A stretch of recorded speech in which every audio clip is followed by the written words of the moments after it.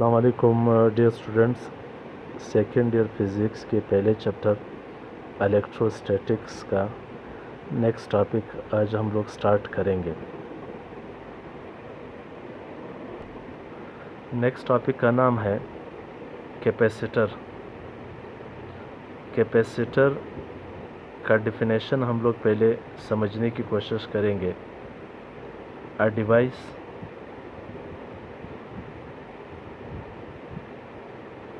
which store the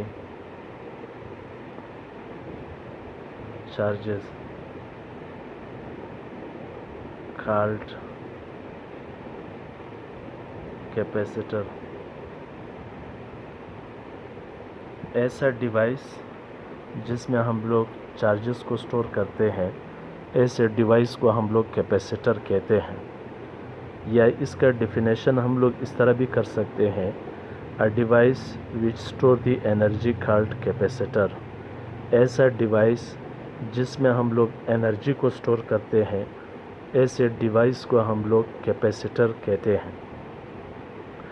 capacitor आप लोगों को पता है कि अब इलेक्ट्रिक फैन में कैपेसिटर होता है, ट्यूबलाइट में कैपेसिटर होता है, वाटर मशीन जिसको डोंकी मशीन कहते हैं उसमें भी कैपेसिटर होता है। तो यहाँ पर जो रेडियो होता है उसमें भी कैपेसिटर होता है। तो अक्सर इलेक्ट्रॉनिक डिवाइसेस में कैपेसिटर मौजूद होता है।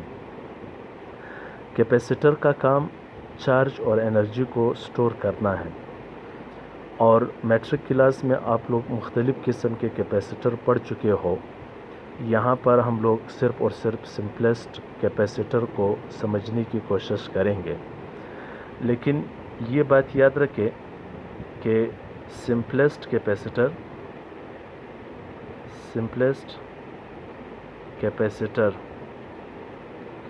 consists of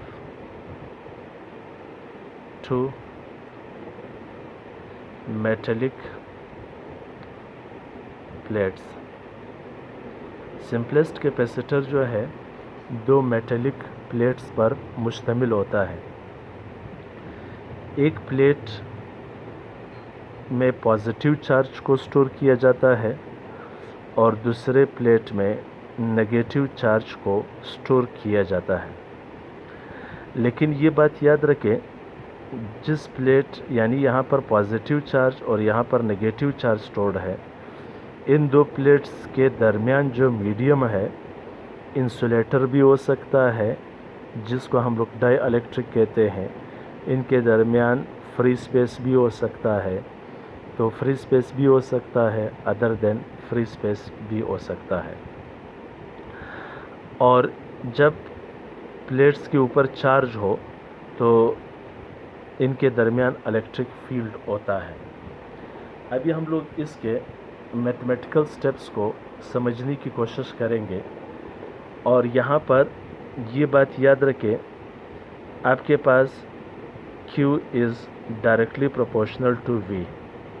Q चार्जेस को शो कर रहा है और V वोल्टेज को शो कर रहा है। इनके आपस में डायरेक्ट रिलेशन है।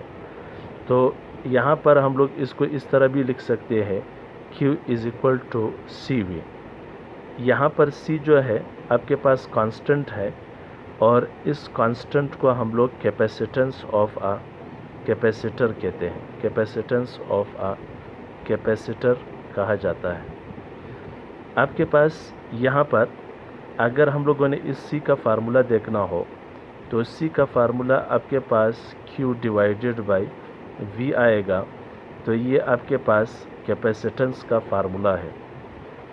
आपके पास यहाँ पर इसका डिफिनेशन हम लोग इस तरह कर सकते हैं, the ability of a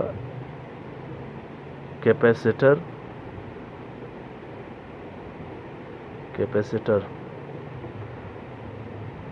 to store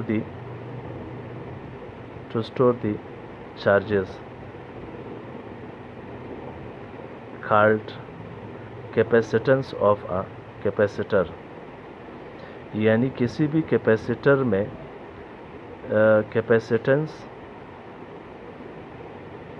of a capacitor किसी भी कैपेसिटर में चार्जेस स्टोर करने की सलाहियत को हम लोग कैपेसिटेंस ऑफ अ कैपेसिटर कहते हैं। आपके पास यहाँ पर इसका डेफिनेशन इस तरह भी कह सकते हो, the ratio between charges end voltage is called, उसको हम लोग क्या कहते हैं, कैपेसिटेंस ऑफ अ कैपेसिटर कहते हैं।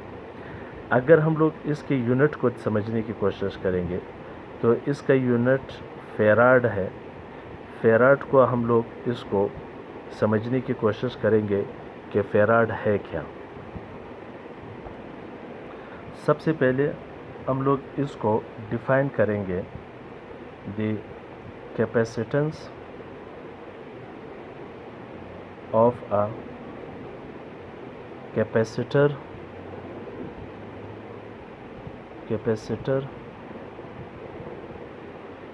is 1 farad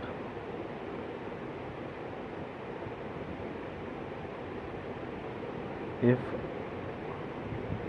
a charge of 1 coulomb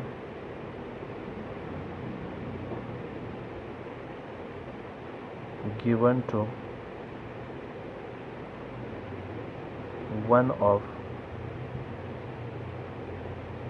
of plates produces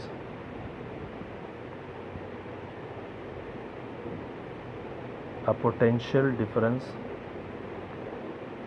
of 1 volt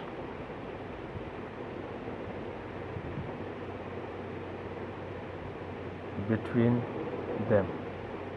ये आपके पास 1 फेराड का डेफिनेशन है जिसको हम लोगों ने समझने की कोशिश की है, क्योंकि फार्मूले से देखें चार्ज का यूनिट आपके पास कूलम है, चार्ज का यूनिट कूलम है और वोल्टेज का यूनिट वोल्ट है।